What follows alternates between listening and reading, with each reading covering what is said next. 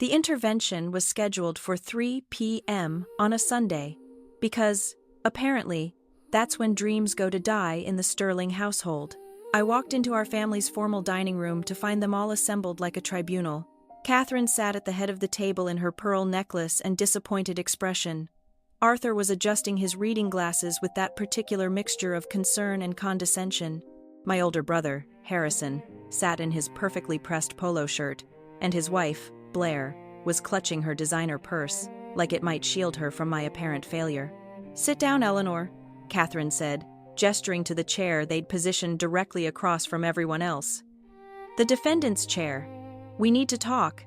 I'd seen this coming for months, ever since I'd moved into that modest studio apartment downtown and started driving my beat-up Honda instead of the BMW Arthur had bought me in college. Ever since I'd stopped asking them for money and started showing up to family dinners in jeans instead of the business casual they expected from their investment banker daughter. Well, former investment banker daughter. At least that's what they thought. "Eleanor," Arthur began, removing his glasses to clean them, his signature move before delivering bad news. "We're concerned about you. It's been 8 months since you left Goldman Sachs, and frankly, we're not seeing any progress." Harrison leaned forward, his expression a perfect blend of brotherly concern and superiority. "Ellie, we know you're going through something. The quarter-life crisis thing, we get it, but you're 29 years old. You can't keep floating around pretending to be some kind of entrepreneur. The stuff you're doing on your computer all day," Blair chimed in, her voice dripping with barely concealed disdain. "Day trading or whatever, that's not a career, that's gambling." I almost laughed. Day trading. If only they knew. "We've been patient," Catherine continued, her voice taking on that tone she used when I was 12 and had tracked mud through her pristine kitchen. "But enough is enough. This family has a reputation to maintain. When people ask what my daughter does for work, I shouldn't have to make excuses." "What exactly do you think I do all day?" I asked, genuinely curious about their perception of my life. Harrison shifted in his chair, getting comfortable for what was clearly going to be a lengthy explanation of my failures. "Honestly, we think you're depressed. You barely leave that tiny apartment. You dress like you're still in college, and you drive a car that's older than some of the interns at my firm. You used to have such potential," Arthur added, his voice heavy with disappointment. "Summa cum laude from Wharton, top of your class at Goldman's training program. You were on track to make managing director by 35, and now look at you." Catherine gestured vaguely in my direction. "Living like a graduate student, spending all day staring at computer screens, refusing to network or even update your LinkedIn profile." Blair nodded vigorously. "Harrison's been asking around. His connections at Goldman say you haven't even been applying for positions. It's like you've given up entirely." The irony was almost too much to bear. They thought I'd given up when in reality, I'd never been more focused in my entire life. While they'd been worrying about my LinkedIn profile, I'd been building something they couldn't even comprehend.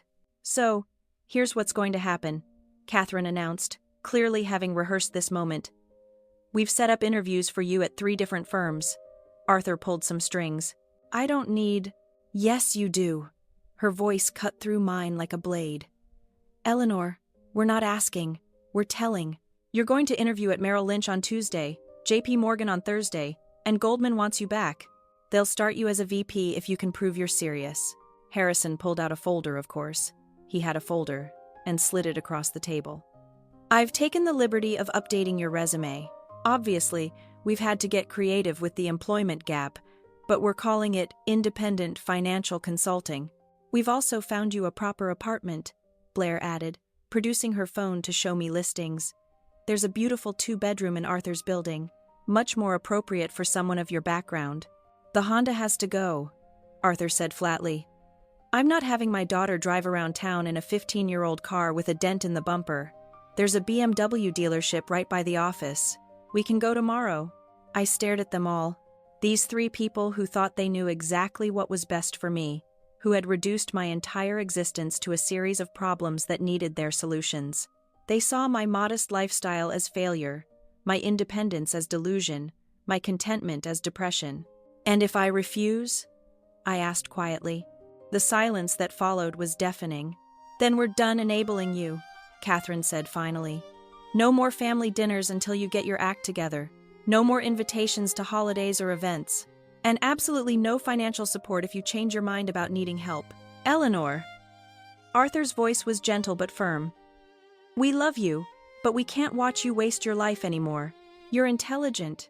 You're educated. You have every advantage in the world. There's no excuse for living like this. Living like what exactly? Like a failure, Harrison said bluntly. Like someone who's given up on having any real impact on the world. That's when my phone buzzed. I'd been expecting the call third Sunday of the quarter, always right around 3 p.m. Eastern, my investment banker at Goldman Sachs.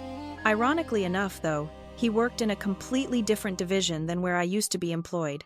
Excuse me, I said, glancing at the caller ID. I need to take this. Eleanor, we're in the middle of a serious conversation, Catherine protested. I know. I answered the phone. Julian, perfect timing. Miss Sterling, I have fantastic news. Julian Park's voice was practically vibrating with excitement. Your hedge fund just cleared $3.8 billion in profits this quarter. The quantum computing investments you made 18 months ago are paying off spectacularly. Microsoft's acquisition of that startup you backed early has alone generated nearly $800 million in returns. The room had gone completely silent. I looked at my family's shocked faces and smiled. That's wonderful news, Julian. Put it on speaker so my family can hear the details. Of course, Miss Sterling.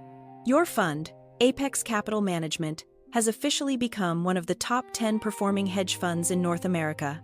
The artificial intelligence healthcare portfolio is up 340% year over year, and the renewable energy investments have exceeded all projections. Harrison's mouth was hanging open. What about the real estate acquisitions? I asked, maintaining eye contact with my mother. Extraordinary! The commercial properties in downtown Chicago are now valued at $1.2 billion, and the Manhattan portfolio has appreciated 85% since you purchased it.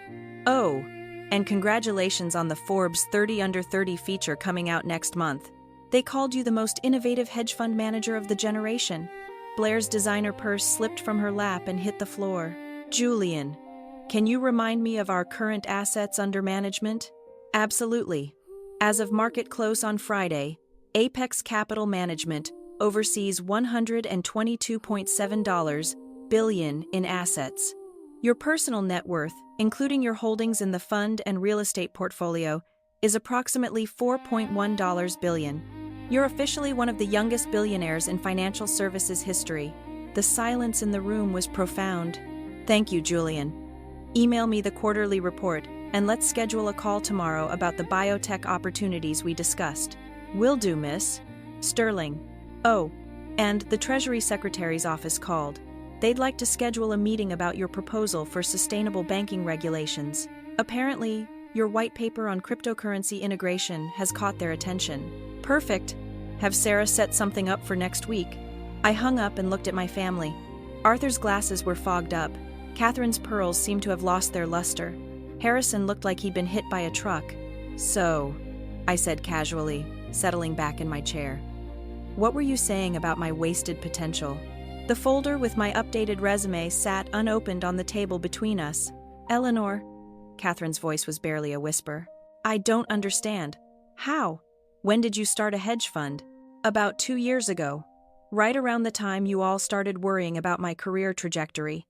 I pulled out my phone and showed them the Apex Capital Management website, complete with my photo and biography.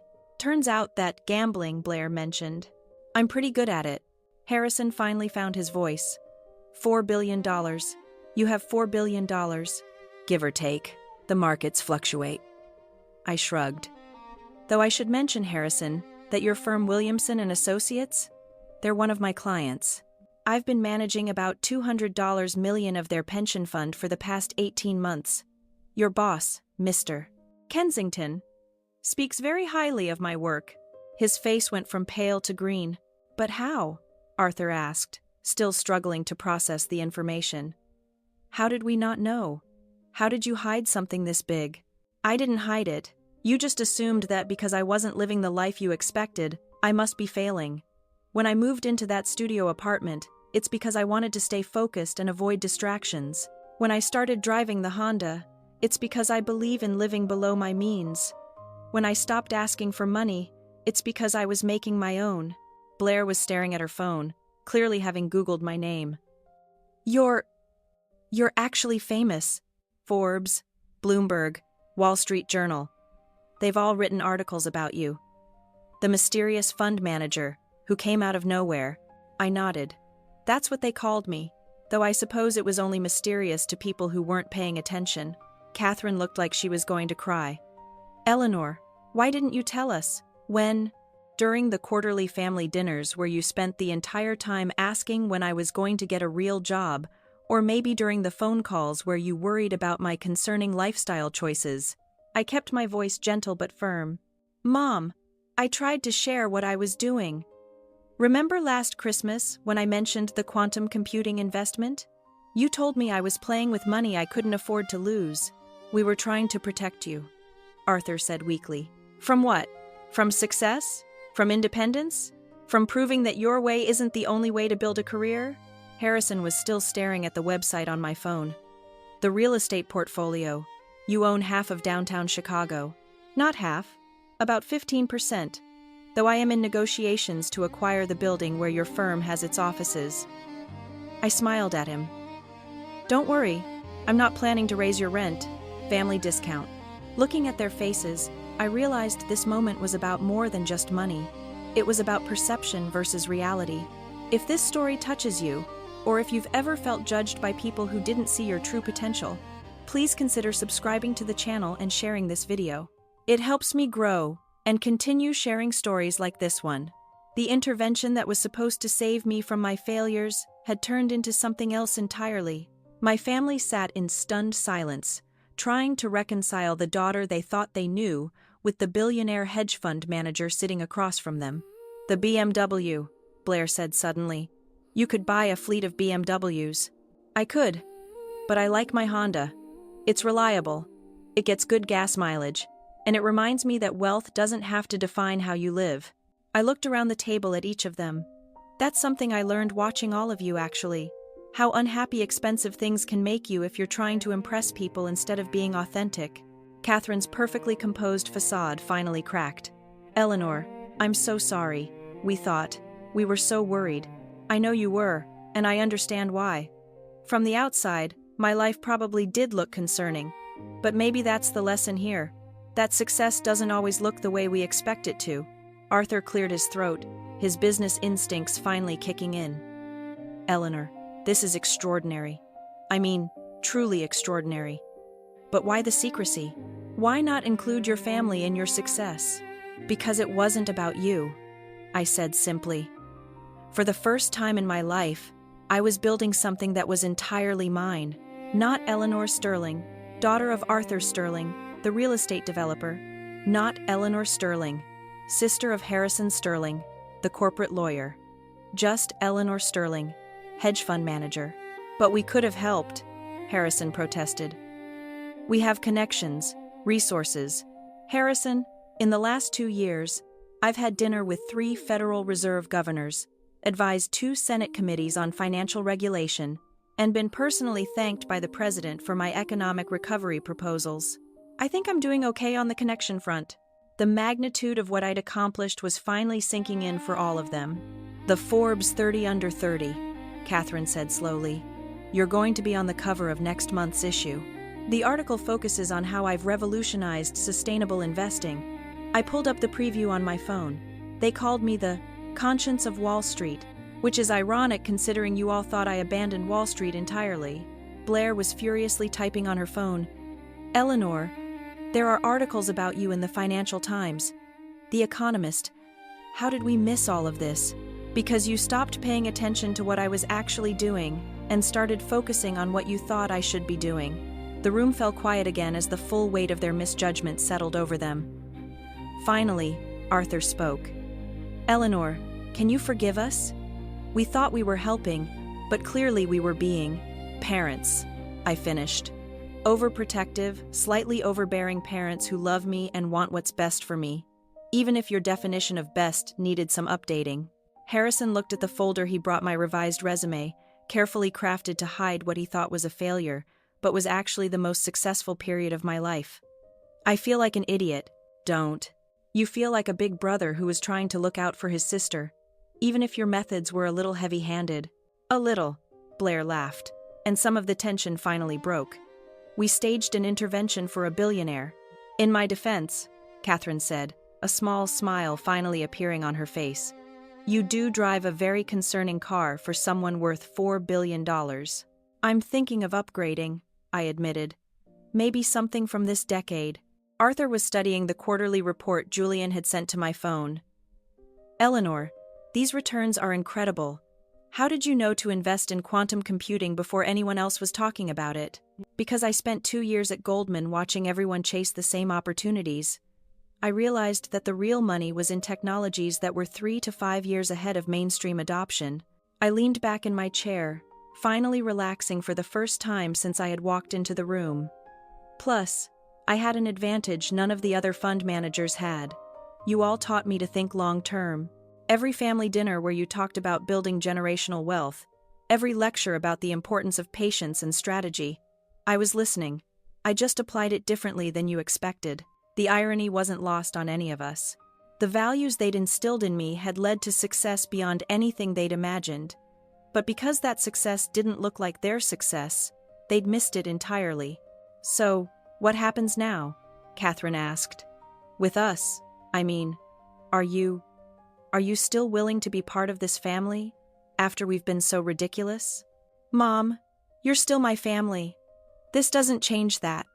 But maybe it changes how we talk to each other going forward.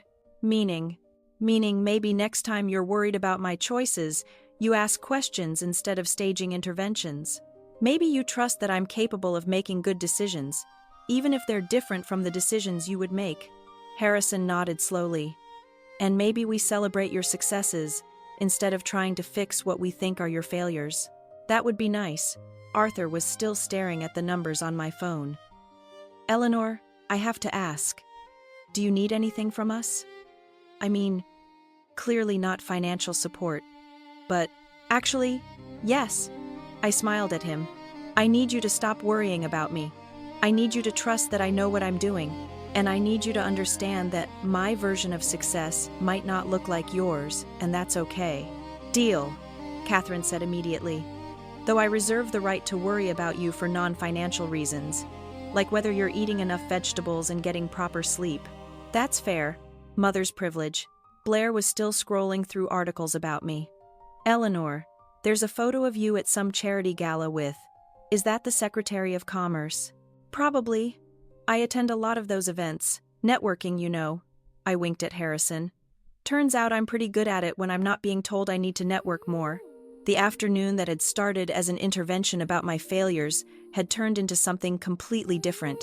My family looked at me with new eyes, not as the disappointing daughter who'd lost her way, but as someone who had found her own way and succeeded beyond their wildest dreams. One more question, Arthur said. The studio apartment. Are you planning to move somewhere more appropriate for someone of your stature? I thought about my modest apartment with its single window overlooking the city, where I'd spent countless hours building my empire while my family worried about my lifestyle choices. You know what? I think I'll keep it. It reminds me of what's really important. I stood up, gathering my purse.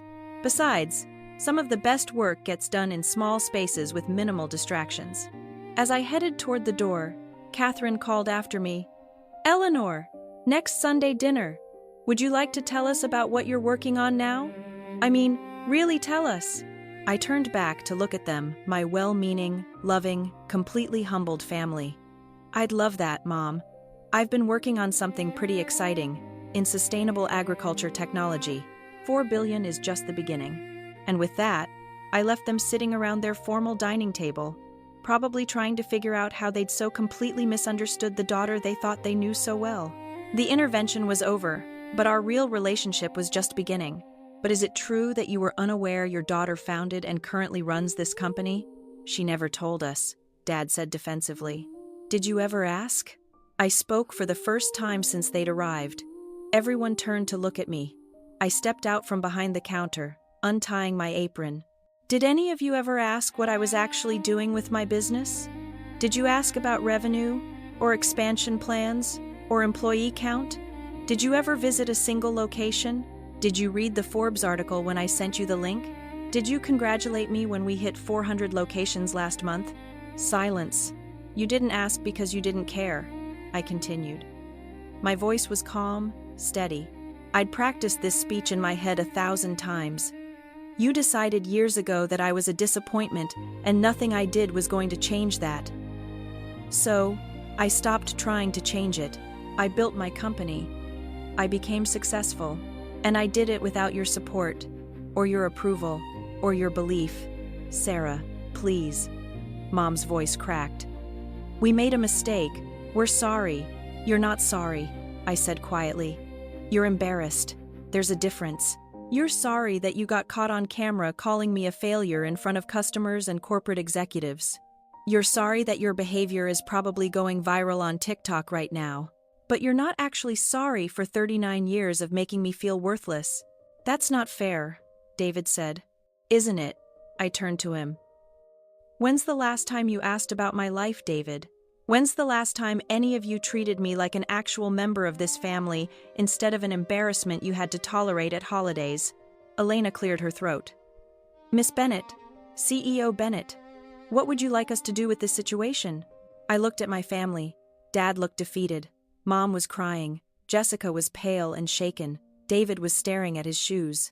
I'd like you to log their complaint officially, I said. Document everything they said, including the statements about my performance as an employee.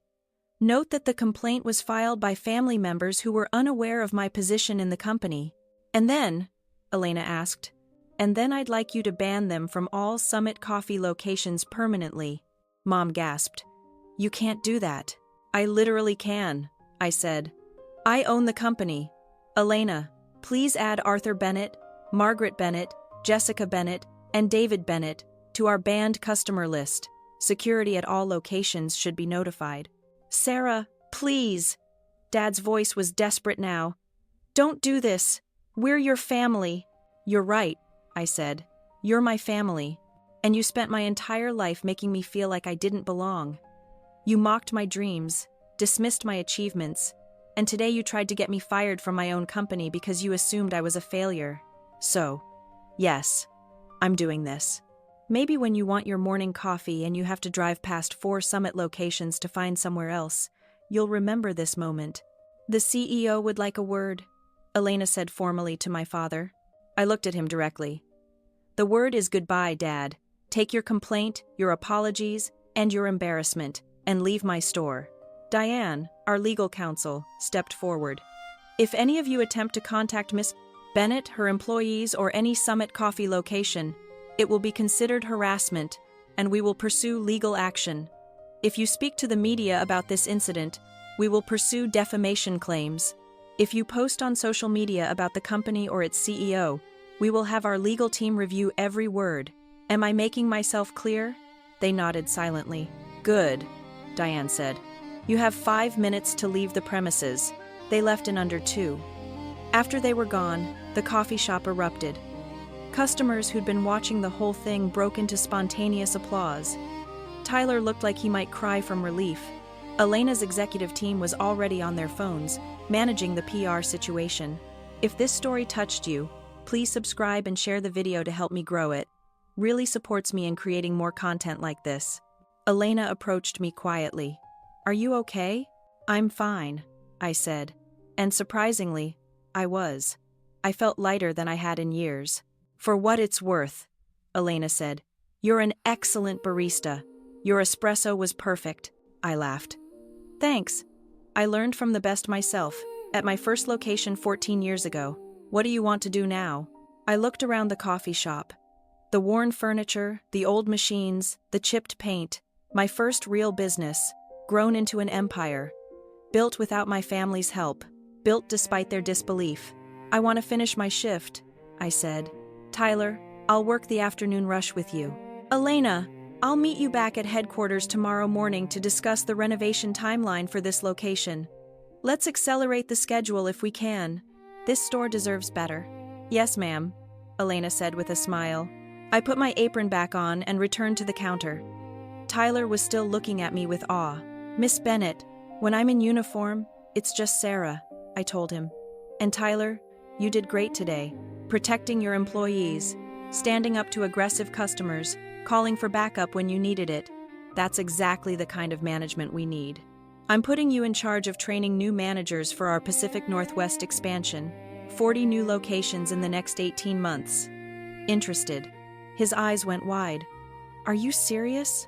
Dead serious. You'll get a significant raise and equity options. Talk to Elena tomorrow about the details. Yes, thank you. Yes, absolutely. The afternoon rush started at 2 p.m. We were slammed until 6. I made lattes, called out orders, cleaned the espresso machine, restocked supplies. My feet hurt. My back ached. I loved every minute of it. At 6:30, Tyler locked the front door and started the closing procedures. I helped him clean, count the register, and prep for the next morning's shift. Sarah, he said as we were finishing up, can I ask you something? Sure. Why do you do this? The undercover shifts, You're a billionaire. You could be anywhere. Why work minimum wage shifts in your own stores? I thought about it. Because this is where it started. This is the real business, not the board meetings or the investor calls or the Forbes interviews. This is where we actually serve people, where we make their morning better with a good cup of coffee. I never want to forget what that feels like. He smiled. That's a pretty good answer. It's the truth. I hung up my apron and grabbed my jacket. See you tomorrow, Tyler. See you tomorrow. I walked out to my car, a modest Honda Civic I kept for these trips. I could afford any car in the world, but I liked this one. It reminded me of the car I drove when I opened my first location, when everything was uncertain and terrifying and exciting. My phone had 3 text messages and 27 missed calls. I ignored all of them. Instead, I pulled up the security footage from this morning on my phone, watched my family walk in, watched them recognize me, watched the whole thing unfold again. Then, I deleted it. I didn't need to watch it again. I didn't need the reminder. I knew exactly who they were, who they'd always been. And more importantly, I knew exactly who I was. I was Sarah Bennett, founder and CEO of Summit Coffee, self-made billionaire, former barista.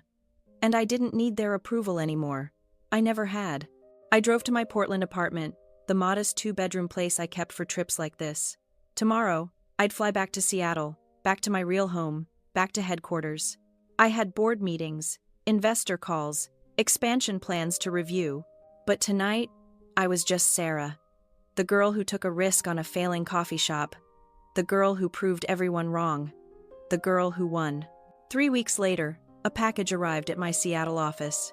Inside was a letter from Mom. Sarah, we've been trying to call. We understand if you don't want to talk to us. We understand if you never want to see us again. But we want you to know that we're proud of you. We always were. We just didn't know how to show it. We're sorry. Love. Mom. I read it twice. Then I put it in my desk drawer next to the Forbes article they'd never read.